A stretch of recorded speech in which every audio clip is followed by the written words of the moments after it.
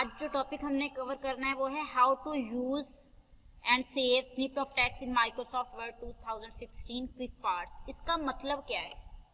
इसका मतलब ये है कि आप लोगों ने एक डाटा है आप लोगों के पास, वो ऐसा डाटा है जो आपने बार बार रीयूज करना है। एक ऐसा डाटा जो आपने बार बार रीयूज करना है, उसको आपने सेव कैसे करके रखना है? ना तो आपको कॉपी करना पड़े, ना तो कहीं से कॉपी करना पड़े, और ना ही आपको दोबारा वो बार बार डाटा राइट करना पड़े। कुछ ऐसा डाटा होता है कि नहीं?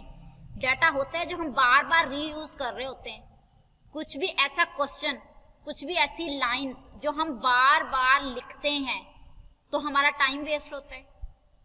क्विक पार्ट्स ने ये आसानी कर दी है। ये एक फीचर है वर्ड में क्विक पार्ट्स का। उसमें क्या बताते हैं कि आपने एक डाटा बार बार रीयूज करना है।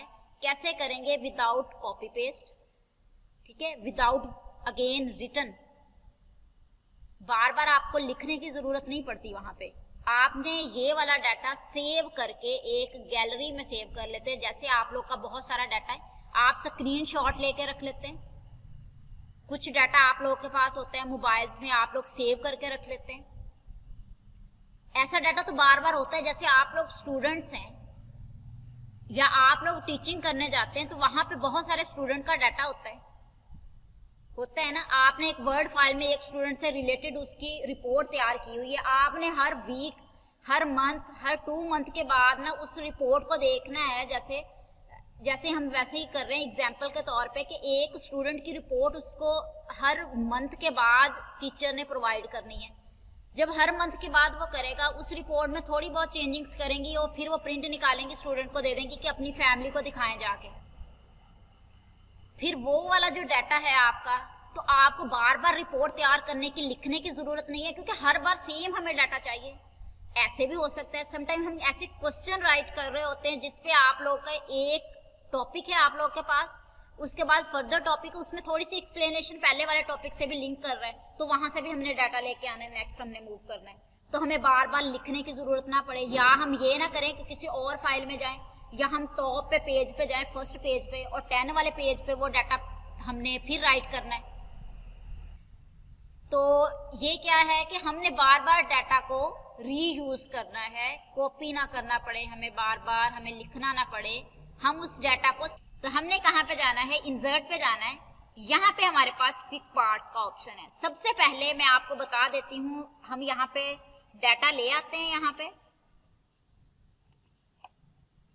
इक्वल साइन लोरीम, यहाँ पे मुझे ना सिर्फ 2 ही पैराग्राफ चाहिए और मैंने इंटर कर लिया। ये हमारे पास क्या है? डाटा आ गया। अब इस डाटा पे मैंने जो अप्लाई किया है, ये वाला डाटा इंपॉर्टेंट डाटा है जो मैंने बार बार रीयूज करना है। अब इस डाटा को मैंने क्या किया है? मैंने इसका कलर भी चेंज किया है, इसका मैंने स्टाइल भी चेंज किया है।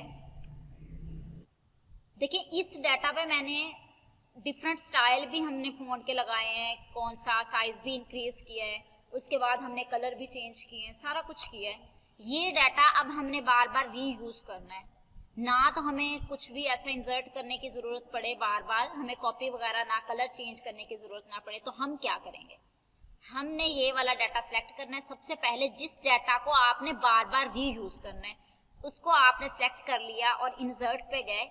यहाँ पे आप लोगों के पास एक्सप्लोर क्विक पार्ट्स का एक ऑप्शन है। आप इस एरो पे क्लिक कर देते हैं। जब इस एरो पे क्लिक करते हैं तो यहाँ पे लास्ट पे एक ऑप्शन है save selection to quick part gallery. Save selection to quick part gallery आप इस पे सिलेक्ट करते हैं जब इसको, तो यहाँ पे वो पूछते हैं आप लोगों से कि आप लोग नेम लिखें। यहाँ पे इस पैराग्राफ का नेम लिखें। अब आपने जब नाम लिखना है, बेशक वो फाइल का नाम हो, बेशक क्विक पार्ट्स के किसी पैराग्राफ का नाम हो, तो उससे रेलिवेंट लिखें कि आप जब ढूंढें, आपके पास 100 अगर क्विक पार्ट्स में पैराग्राफ मौजूद हैं, सेव किए हुए हैं गैलरी में, तो आपको असेस करना इजी हो जाए, आप उस तरह का नाम लिखें।